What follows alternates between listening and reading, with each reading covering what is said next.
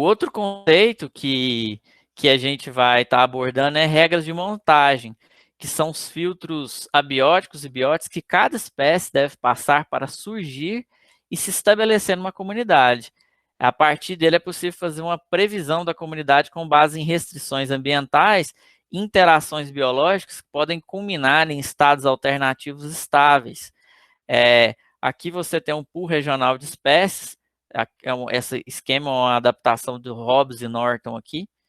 Essas espécies chegam e tem um filtro abiótico. Aqui a gente poderia, por exemplo, ter nível de encharcamento do solo, que é uma grande restrição para a vegetação lenhosa. Então, solo muito saturado vai filtrar algumas espécies e essas espécies vão interagir, por exemplo, com micorrizas, competição, vão sofrer predação diferencial e quem conseguir suportar essas interações vai conseguir chegar aqui. A gente pode ter, por exemplo, filtros socioeconômicos, preferência por uma espécie ou remoção de uma espécie porque ela traz algum malefício para sistemas produtivos e a gente acaba tendo as espécies que vão chegar no final aqui.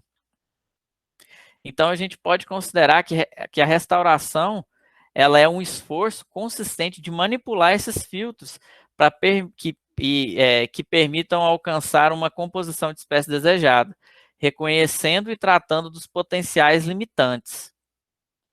Então, esse outro trabalho aqui, a gente fez essa adaptação aqui, a gente tem a diversidade gama, os filtros abióticos aqui, eles reduzem a amplitude das características, por exemplo, características funcionais, espécies de gramínea, de arbustos, de árvores, que são dispersas pelo vento, pela fauna, ou que se autodispersam, que têm sementes que são tolerantes ao sol ou intolerantes ao sol. Então, vários atributos são filtrados aqui.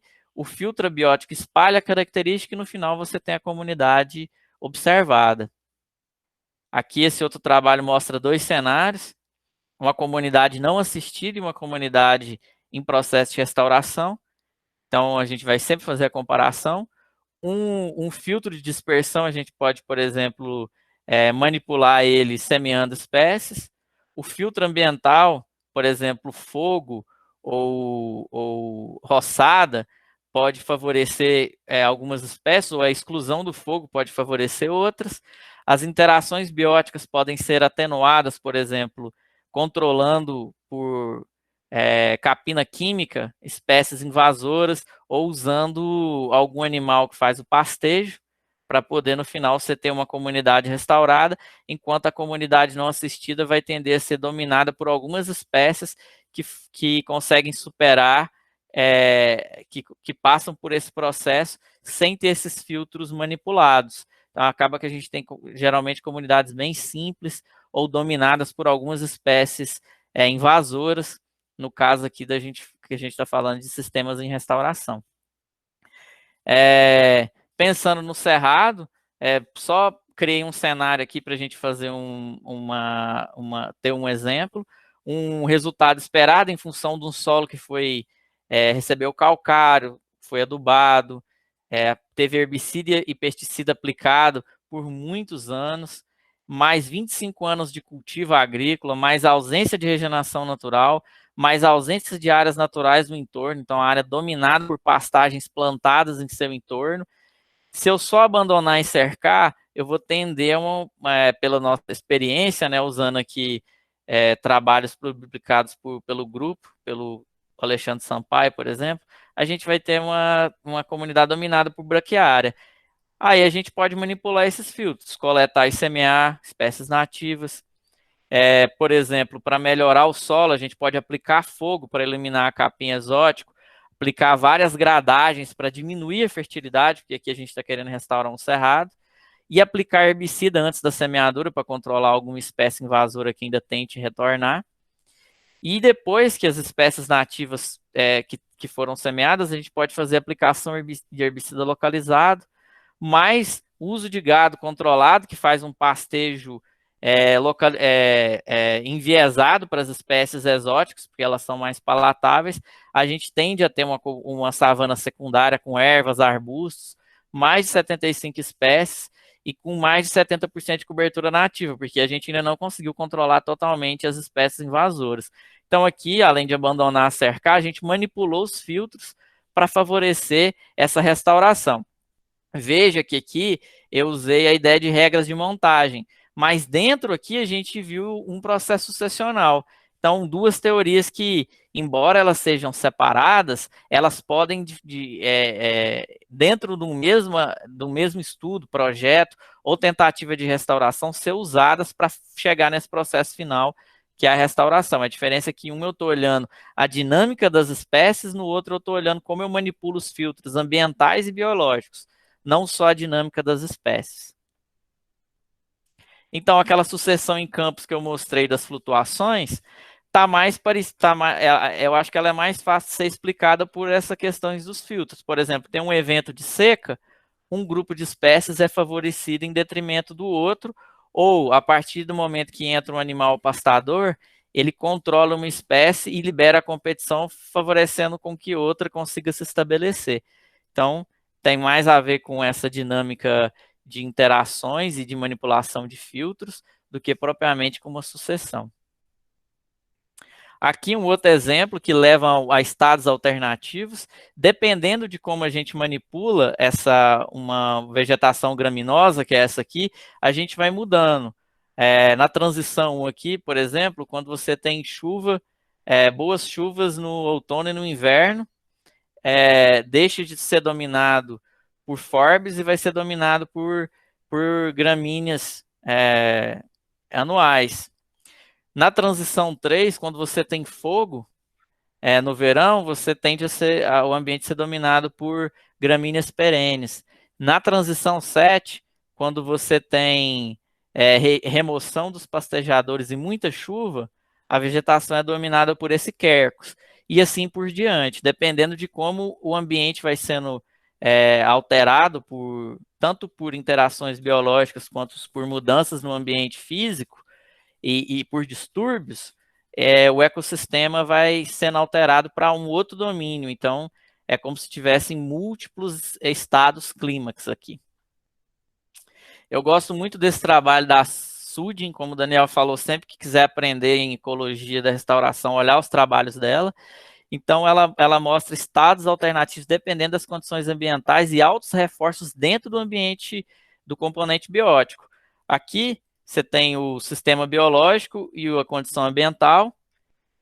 Por exemplo, em função de um aumento da frequência do fogo, o ambiente histórico, um cerrado, em sentido restrito, pode se deslocar e ficar mais ralo, parecendo um campo sujo. E à medida que eu excluo o fogo por um tempo, eu volto para uma dinâmica mais natural de fogo, numa frequência de 4, 5 anos, que é o que um cerrado geralmente está submetido historicamente, ele é restaurado para esse nível histórico. Mas você pode ter, por exemplo, quando essa alteração ocorre no ambiente físico, interações bióticas dentro podem levar o sistema para um outro estado, que é esse roxo. E se eu tentar restaurar o ambiente físico, simplesmente, o ambiente se desloca para uma outra condição, mas que não é original, em função de feedbacks que acontecem aqui dentro. Por exemplo, interação planta-solo, planta com micorrizas, fazendo com que o sistema não volte. E aí, nesse terceiro cenário aqui, a gente restaura os feedbacks, a gente traz de volta as condições originais de interações das plantas com o solo, por exemplo. Depois, quando a gente restaurar as condições históricas do ambiente físico, de fato o sistema consegue voltar. Então, a gente vê aqui que não é só mexer no ambiente físico, mas também mexer nas interações.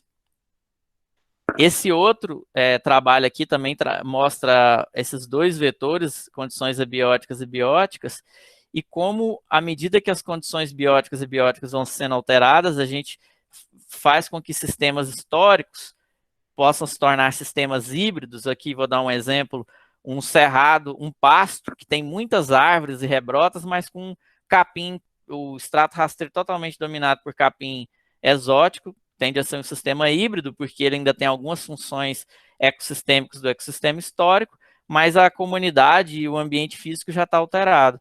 Ou até um sistema novo, que é um ecossistema totalmente diferente em biota e em funções ecossistêmicas do que um ecossistema histórico. Aqui a gente poderia ver uma paisagem dominada, por exemplo, por leucena e capim-arum do Donax, que já tem funções ecossistêmicas totalmente diferentes de um ambiente florestal, por exemplo.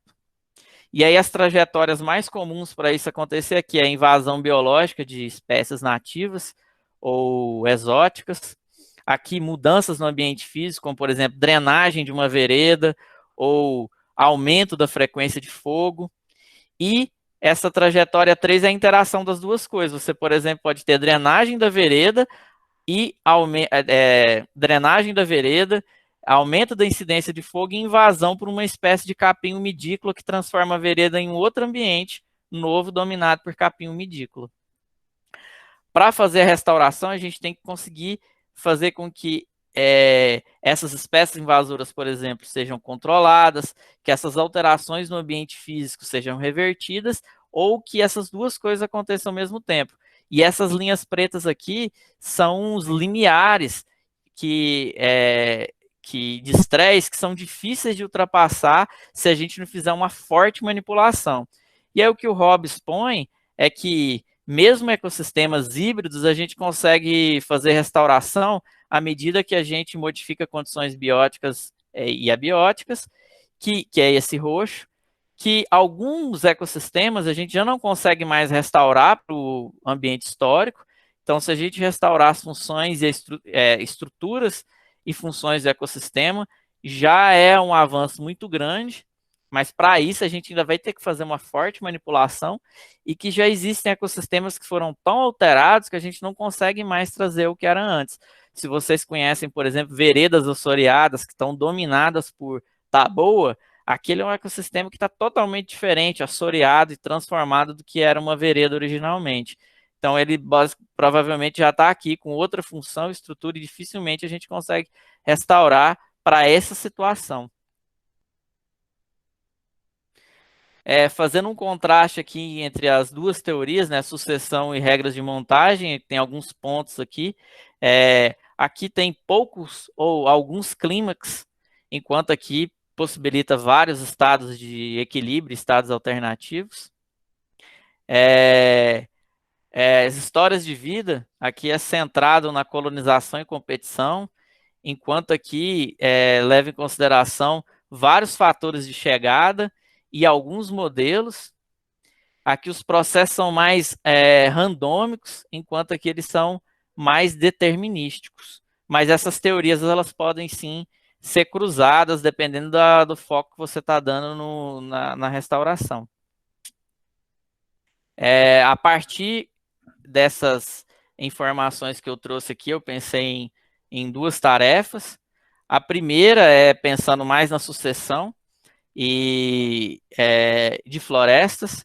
Então, assim, quais são os padrões gerais, padrões alternativos, processos e motores de mudança, implicações para a restauração da floresta amazônica. Então, tem vários trabalhos lá na pasta, mas para vocês começarem aqui pelo do Norden, Wieland, Jakovac, principalmente para ver as trajetórias e como existem motores de mudança para essas trajetórias.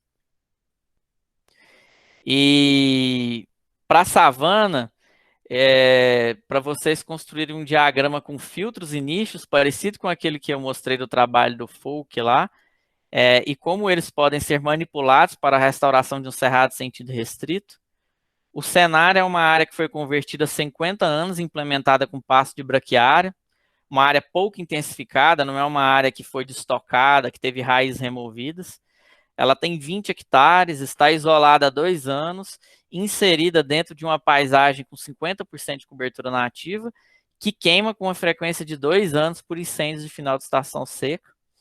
Nela tem regeneração, tem mais ou menos 5 árvores nativas por hectare, com diâmetro maior que 10 centímetros, e uns 500 arbustos e árvores com diâmetro menor que 10 centímetros. E 95% de cobertura de solo por capim braquiária remanescente do uso anterior. Então, a vegetação rasteira, que é bem dominante no cerrado, está ausente, que tem a capim. E para subsidiar isso, olhar o trabalho do Funk, e dá uma olhada também nos resultados que o Sampaio descreve sobre os experimentos que a gente fez de Cerrado, e o trabalho da Isabel, que fala diferentes níveis de perturbação devem ser diagnosticados antes de pensar na estratégia de restauração e quais são essas possíveis estratégias.